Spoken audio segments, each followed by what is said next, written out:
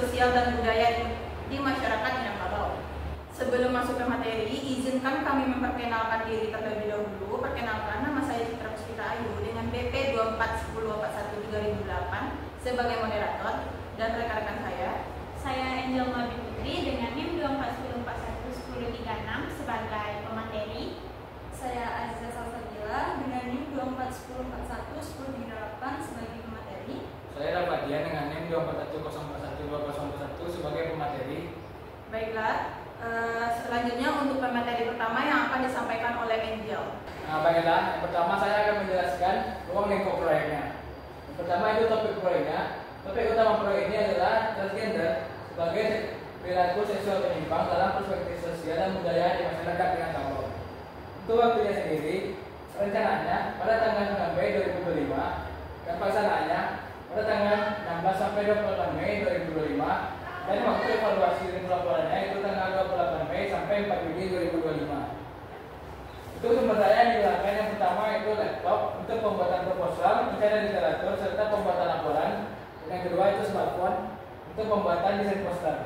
Untuk kajian penelitian sebelumnya, kajian ini adalah adat Minangkabau berpegang teguh pada prinsip adat bersandi syarat bersandi kita bogoh, yang berarti adat harus selaras dengan ajaran agama.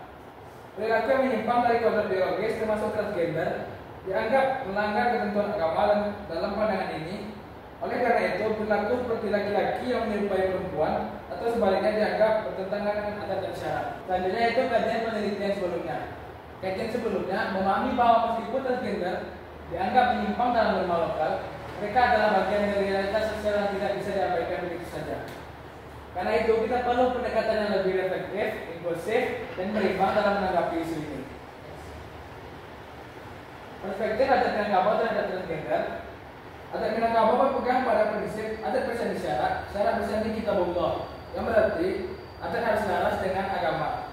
Perilaku yang menyimpang dari kodrat biologis termasuk transgender dianggap melanggar ketentuan agama dan adat dalam pandangan ini. Oleh karena itu, perilaku seperti laki-laki yang menyerupai perempuan atau sebaliknya dianggap bertentangan dengan adat dan syarat. Selanjutnya itu literatur terkait proyek.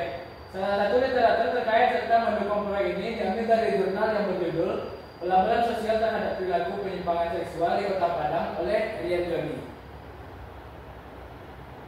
Untuk kekurangan dari literatur terkait proyek ini, yang pertama itu fokus terlalu sempit pada aspek pembelahan sosial, kurang menyentuh analisis budaya Minangkabau secara mendalam, khususnya dari sisi adat dan nilai-nilai filosofisnya. Yang kedua itu tidak membahas bagaimana komunitas transgender merespon atau membentuk identitas mereka dalam masyarakat Minang, sehingga hanya satu arah atau top down. Dan yang terakhir, tidak mengeksplorasi solusi atau pendekatan penyelesaian berbasis nilai lokal. Oke, selanjutnya yaitu desain project. Proyek ini dirancang dalam poster yang dibuat setelah membaca beberapa referensi buku ataupun jurnal terkait transgender di Minangkabau, khususnya di Kota Padang. Nah, tujuan dari pembacaan ini adalah untuk mengetahui bagaimana kasus-kasus pendukung sesuai proyek yang kami terima. Oke, rangkaian untuk pelaksanaannya yaitu yang pertama, perencanaan dilakukan pada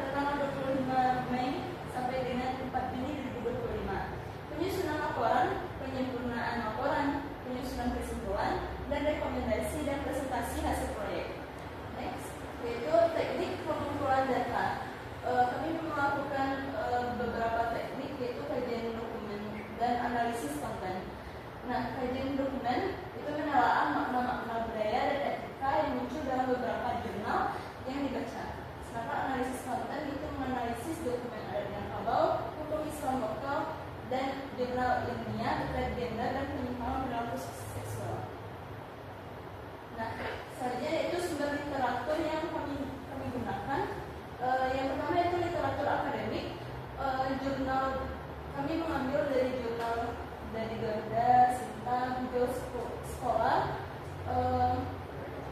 Yang kedua yaitu dokumen adat dan budaya Minangkabau.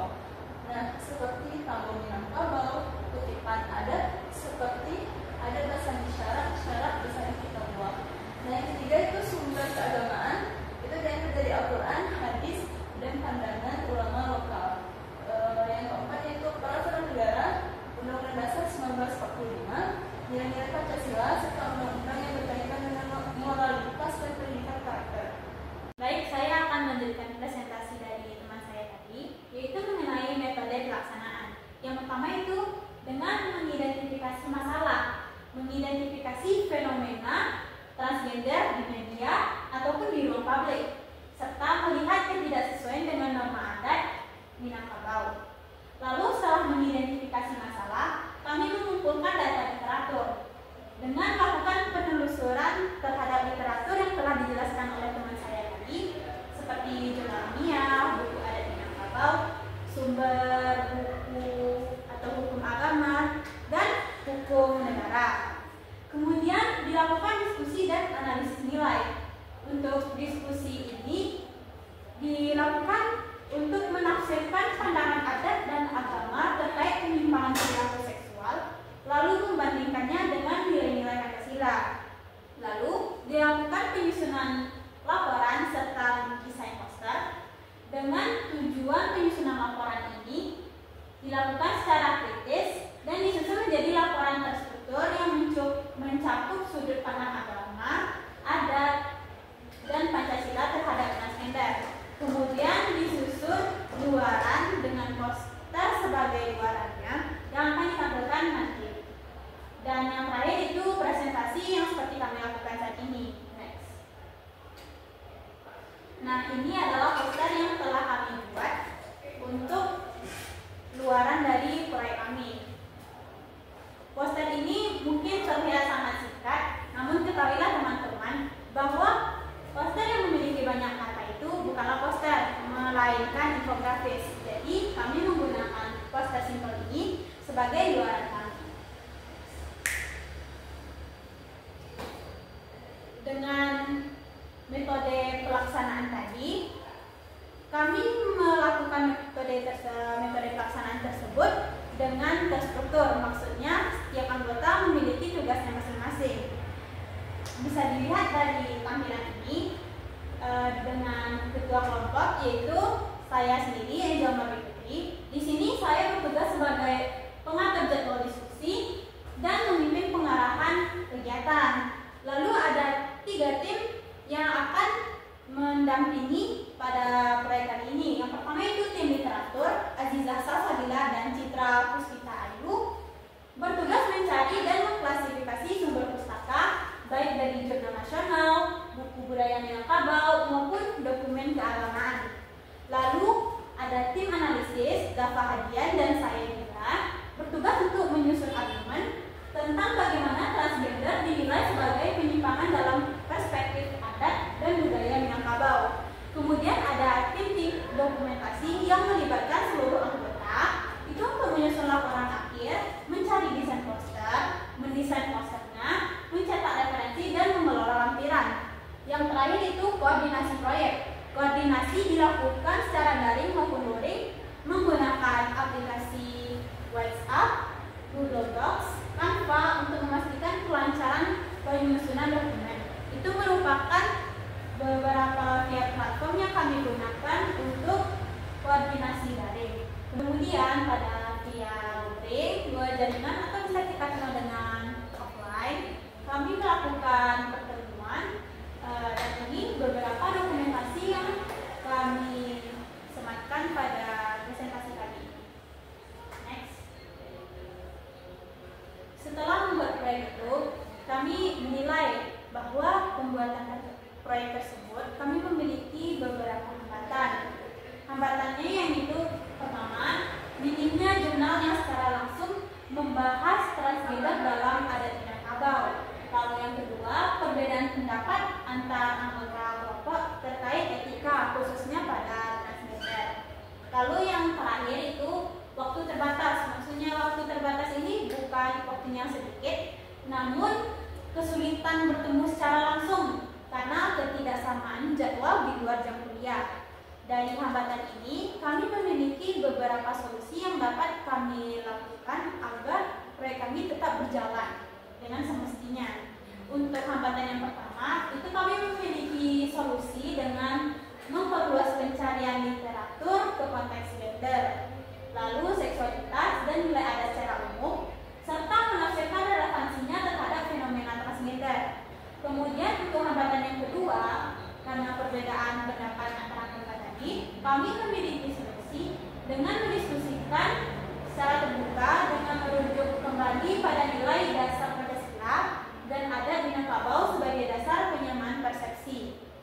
Lalu untuk hambatan yang ketiga, kami menggunakan platform digital Zoom untuk diskusi dan koordinasi, kemudian aplikasi Google Docs untuk pembuatan laporan yang bisa diakses bersama walaupun dalam keadaan berjauhan. Baiklah, hasil yang dicapai dari proyek ini membuktikan bahwa integrasi nilai adat, agama, dan Pancasila dapat memperkuat pemahaman moral peserta didik terhadap isu sosial seperti transgender, serta membentuk karakter yang berlandaskan kearifan lokal dan nasionalisme. Untuk pembahasan hasil proyek ini, yang pertama yaitu fenomena transgender tidak hanya dilihat dari aspek medis atau HAM, tetapi perlu juga dikaji dari perspektif etika budaya dan nilai-nilai lokal. Perspektif Minangkabau yang kuat terhadap kodrat jenis kelamin dan fungsi sosial tidak memberi ruang bagi konsep gender di luar binar laki-laki dan perempuan. Yang kedua yaitu literatur yang dikaji sebagai dasar belum mengaitkan Pancasila secara eksplisit dalam menyikapi isu transgender. Disinilah kekuatan proyek ini, yakni menghadirkan integrasi antar adat, agama, dan nilai-nilai dasar negara. Yang ketiga yaitu adat Minangkabau menekankan stabilitas sosial berbasis keselarasan antara norma sosial dan norma religius. Perilaku transgender dianggap mengganggu tekanan ini karena menimbulkan ketidakpastian dalam sistem pewarisan, struktur keluarga, dan peran sosial yang berbasis garis keturunan ibu. Yang ketiga yaitu dengan merujuk kepada sila pertama dan kedua Pancasila, proyek ini menegaskan bahwa penghormatan terhadap kemanusiaan harus tetap berada dalam koridor etika agama dan norma sosial yang berlaku. Artinya, empati terhadap individu transgender tidak harus mengarah pada pembenaran terhadap perilakunya. Refleksi anggota kelompok yaitu meningkatkan kesadaran terhadap pentingnya memahami isu sosial dengan pendekatan budaya dan nilai Pancasila, membangun keterampilan berpikir kritis dan analitis dalam membedakan antara pemahaman hak individu dan nilai-nilai kolektif yang dijunjung tinggi oleh masyarakat. Yang ketiga yaitu melatih kerjasama dan komunikasi dalam tim, terutama dalam mendiskusikan isu-isu sensitif seperti transgender yang sering menimbulkan perbedaan pendapat. Yang keempat yaitu menguatkan identitas kebangsaan dan kebudayaan lokal, serta meningkatkan rasa tanggung jawab dan moral sebagai bagian dari generasi muda yang akan menjaga warisan budaya Minangkabau. Kesimpulan yang dapat kita ambil dari proyek ini, yang pertama yaitu fenomena transgender dalam masyarakat Minangkabau dipandang sebagai bentuk penyimpangan seksual yang bertentangan dengan norma adat, nilai agama, dan sistem sosial yang telah lama mengakar. Yang kedua yaitu Pancasila, khususnya khususnya sila pertama dan kedua, memberikan landasan ideologis yang kuat dalam menolak perilaku seksual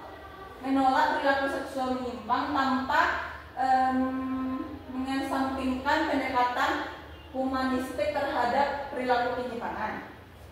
Yang ketiga yaitu proyek ini membuktikan pentingnya pendidikan Pancasila yang berakar pada kearifan lokal. Dalam hal ini budaya Minangkabau sebagai media untuk memperkuat karakter mahasiswa dalam menyikapi isu-isu kontemporer dan bijak dan bertanggung jawab.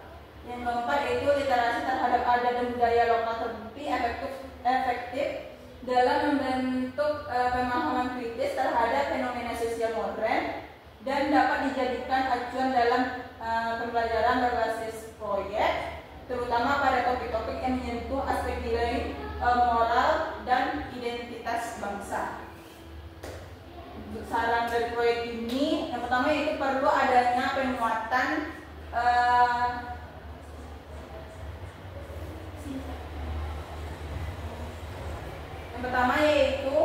adanya penguatan kurikulum pendidikan Pancasila yang lebih kontekstual dan berbasis kearifan lokal.